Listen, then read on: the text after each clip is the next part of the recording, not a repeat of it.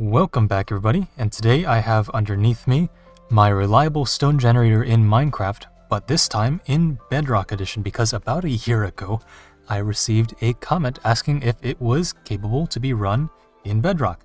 And the answer to that for most Bedrock redstone creations is no, and so too was the case for this version here. And so I designed a new adjustment to the system here that seems to work well in Bedrock's shaky and unreliable redstone system. So let's go ahead and give it a run here. Press the button, and you can see, oddly that was desynced there, but it did all go through in the end. And so you can see, let's go ahead and place a goalpost here. Oh, that's a screenshot. There you go. A block right there. And so when I press the button, you can see the redstone does do its job and brings everything out forward, and it looks like it was staggered the opposite way this time, which is because, of course, Bedrock has some very strange redstone mechanics. But this design does seem to work, and I will give you a little bit of a tutorial. This is going to be a shorter video today because I am on the Nintendo Switch and using the built-in record feature. And if there are any frozen frames, it's because I missed capturing those frames in my button pressing. And the longer I record this, the more desynced this audio is going to become. So let's get into the tutorial here. I'm just going to do block for block right up against this, and it does seem to be still tileable. So let's go ahead and get started here. So first thing to note, design-wise changes to the Java version is that it does require a long pulse. It cannot be a single pulse into the device. And so if I were to do a single pulse, it would just break all of the double piston extenders. I did have to redesign the downwards double piston extender for Bedrock. Maybe I make a special extra video for that, because that is one of my most popular videos. But let's go ahead and start building here. So once you have that input in, you're going to want, do I remember the pick block? Yes, I do. 3 observers going down, as quasi-connectivity does not seem to exist in Bedrock, if I recall correctly. And so we have 1 observer going across there to complete the observer chain there. 1 redstone, or 1 regular block there. And redstone, actually we'll do the redstone last. Let's do the pistons next. A sticky piston at the top here, followed by a regular piston going down. There we go. And we can go ahead and remove some of this glass here. Let me pick block that, there we go. And we'll just cut out the lava real quick, so it's easier to build.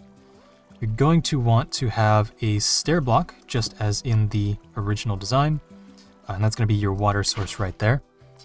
And then underneath that, you're going to want your piston that pushes things out forward, and I feel like I might have forgotten a record there, maybe? Let's go.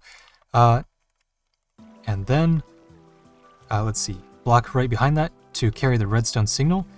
Unlike the original design, which used note blocks to carry the signal, it seems observers cannot read note blocks in Bedrock Edition, and so we have that change right there. Let's go ahead and put that glass to seal that water back in. Those can be any blocks, but glass is easier for the tutorial. And then on top of your stone, or your waterlogged stairs, you're going to want your lava right there. Let's go ahead and get the last of that glass in and enclose that in, and we're just going to put a regular block right there. This has to be a solid block to carry down the redstone signal to this piston. And then right over here, we're going to want our observer chain going all the way down. So most of the observers all face downwards, and then this observer right in the center here faces off towards the pistons. Nice and simple there. We can go ahead and place redstone on the top, and that completes the design. So once I press this button, you're going to start to see some stone push out the bottom here. And of course, some water does begin leaking down, and you may want to place some glass at the edges here, just to keep everything nice and contained if you're building this out in the open. And you can go ahead and keep pressing that signal in, and that will keep going out. Now, if I do find a lever here we go, all the way down here, place that there. This can take just any arbitrarily long input, as the start, and that input does need to be turned off for the completion of the cycle, but you don't need to worry about how long you make whatever pulse extender you design to go into this system here. And with that, that is your full tutorial. We've got this design working like so. And that is your device. You can go ahead and build this in your moss farms. Make sure to time things accordingly. And actually, one thing we'll test out right here live, if I can find the items, is whether or not you can grow moss from above or if you need to place it beside. Alright, and in Java Edition, you can just have your moss block above your stone and bone meal it like so, and it looks like that does indeed work. Now, next question is, can you break your moss? And it looks like you can. Do you get the blocks back? Yes, I was picking up things there. Brilliant. So it looks like this whole design should work. You can just have your dispenser right next to the moss block as I have in my Java Edition farm.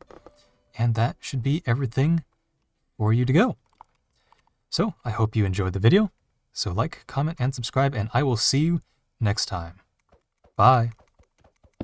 Oh, and I just broke the lever.